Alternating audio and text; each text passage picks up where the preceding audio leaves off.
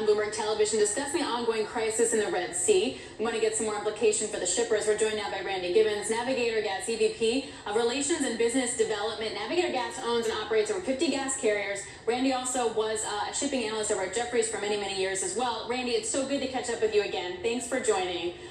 Hey, great to see you again, Alex. Thanks for having me. What are you guys doing? Have you rerouted all your ships? What's going on?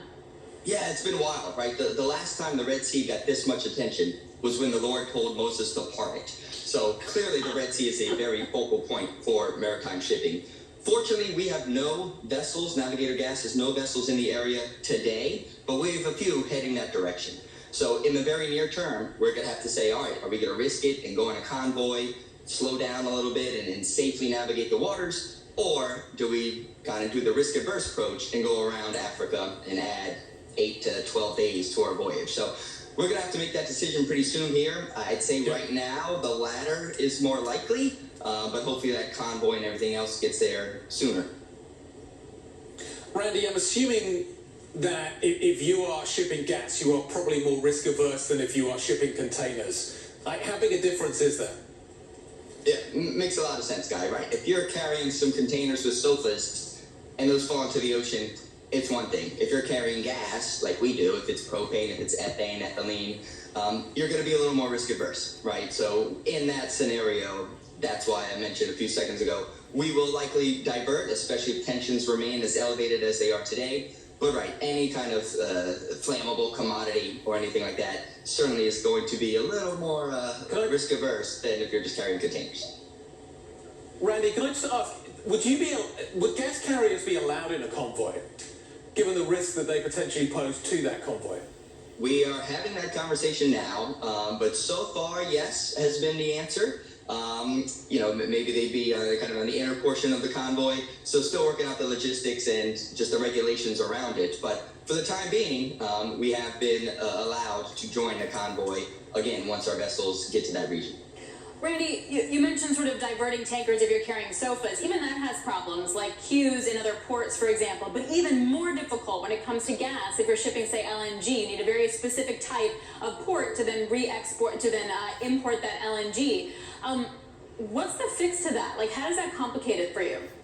Yeah, unlike container ships where we saw this, with the whole West Coast congestion a couple years ago, and vessels would just go to Houston, where I am, or go to the East Coast of the U.S., so you could divert where you are actually discharging.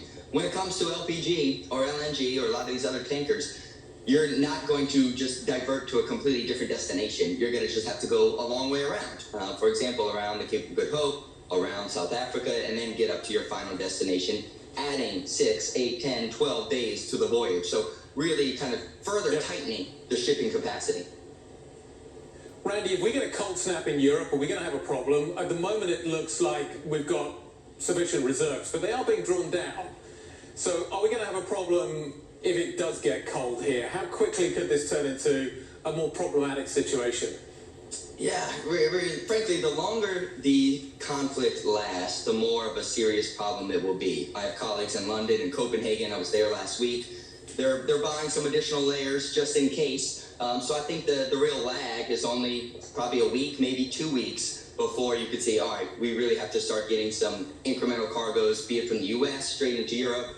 Obviously, you can avoid the whole Red Sea via that route, or just, again, waiting on those cargoes to be delivered from the Middle East. That have to take a lot longer going around South Africa. So for the time being, it's not, emergency today, but certainly it's something to be watchful of in the coming week or two.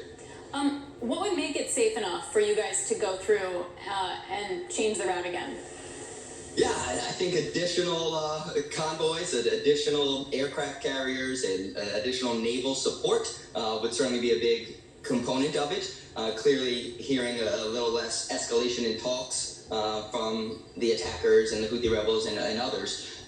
So there's some hard hurdles, right? It's more of a qualifying statement than a quantifying statement, but we would like to see other vessels continue to go through without any impacts before we get really comfortable to kind of follow their route. Randy, do we end up in a situation where there's a kind of air gap in the supply, but after a while that resolves itself? Because effectively, if you've all got to go round, you just wait for there's going to be a sort of gap in supply. But if everybody's going round, at some point, all of those cargoes are going to start to arrive. Is that the way it works? Or is it the fact that the ships have to go back again and also refill with gas? I'm wondering how much of a logistical nightmare this is, and whether or not there's something that can be resolved within a kind of a couple of weeks, or whether this is just something that causes huge amount of instability for a much more prolonged period of time. Sure, it could be both, frankly, right? If escalations continue to, the conflict continues to escalate, then it's going to be a longer impact, right? So clearly there's going to be a little bit of lag for the vessels that are already there and being diverted around, as I mentioned, a week or two. And then it really elongates the supply system. We've already seen everything that's happened with the Panama Canal. So that has been pushing more cargoes through the Suez Canal and going east out of the U.S., right? So now with this, the shipping capacity across all sectors is very tight already. So if now you're saying, well, you have more inefficiencies, you have more diversions, you have more disruptions to that global trade, it increases your utilization even to a greater extent. So really that is when the impacts get longer lasting and felt a little deeper. That's why we see rates continuing to go higher, especially in the near term. Randy, this might be an unfair question to ask you as a shipper. Is that going to wind up being inflationary? Like, are people going to have to pay more for stuff and for their energy? And does that kind of disrupt, like, how does that disrupt the flow? Yep. It is going to be inflationary, right? When you're paying more for the shipping component of commodities, the end user, the consumer, will have to bear a lot of that burden. So yes, there will be higher prices. Now, it's not huge on certain commodities, right? On a container ship, on the pair of shoes, maybe it's 50 cents extra. You won't really see that. But when it comes to the commodities for end users, if it's gasoline, if it's diesel, if it's jet fuel, even crude oil, or the commodities we carry on the LPG side, that is going to be inflationary, right? Prices will go higher if the shipping costs go higher. And you're going to see more volatility because you can't guarantee the supply. Yep. Looks like it's going to be an interesting start to the beginning of next year. Randy, have a great holiday. Thank you very much for stopping by. Randy Giveans.